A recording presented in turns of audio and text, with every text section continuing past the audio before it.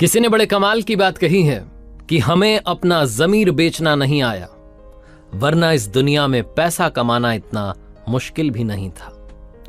नमस्ते दोस्तों, मेरा नाम है आरजे कार्तिक। आपका स्वागत है एक नई कहानी में।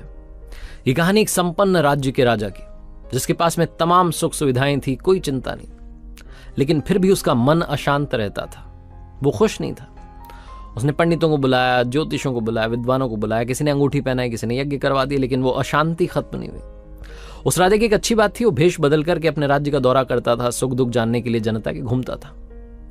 एक बार वो भेष बदल करके सेठ जी के भेष में घूम रहा था। घूमते घूमते एक खेत के पास पहुंचा। उसने देखा कि किसान जो था वो अपना काम करके पेड़ की छाया में भोजन कर रहा था। राजा को लगा कि ये फटे पुराने कपड़े पहन रखे हैं, परेशानी में होगा, इसकी मदद करनी चाहिए। तो उसके पास गया राजा, सेठ जी के भेष में था।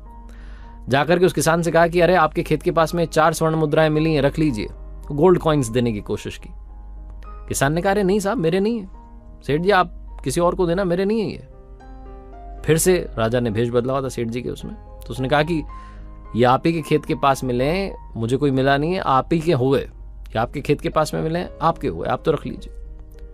फिर से किसान ने मना कर दिया कि नहीं चाहिए साहब, मैं 4 आने कमाता हूं, खुश हूं, ये किसी जरूरतमंद को दे देना, मेरे काम के नहीं है। जो सेठ बना हुआ था राजा, उसने फिर कहा कि आप क्या बात कर रहे हैं, घर आई हुई लक्ष्मी को कोई मना करता है? और एक बात बताइए, 4 आने में आपका खर्चा निकल जाता है? वो जो किसान था उसने कहा कि हाँ जी साहब, 4 आने में खर्चा निकल जाता है। राजा थोड़ा और जानना चाह रहा था कि 4 आने में कैसे खर्चा निकलता, तो पूछा कि कैसे आप खर्चा चलाते हो? तो उस किसान ने कहा कि सेठ जी, 4 आने में खर्चा चल जाता है, बहुत आसान है, मैं आपको बताता हूं। जो पहला आना है उसे मैं कुएं में फेंक देता हूं, जो दूसरा आना है उससे मैं उधार चुका देता हूं, तीसरा वाला जो है उसे उधार दे देता हूं, जो चौथा वाला है उसे मिट्टी में गाड़ देता हूं। किसान का भोजन पूरा हो गया था। उसने कहा, अब मैं माफी चाहूंगा, मुझे अपना काम करना है, आप जाओ, परेशान मत करो। राजा और जानना चाह रहा था कि ये पहेली क्या है। एक आना कुएं में फेंक देता हूं, एक आना जो उससे उधार चुका देता हूं, तीसरा उधार दे देता हूं, चौथा मिट्टी में गाड़ देता हूं। लेकिन किसान चला गया।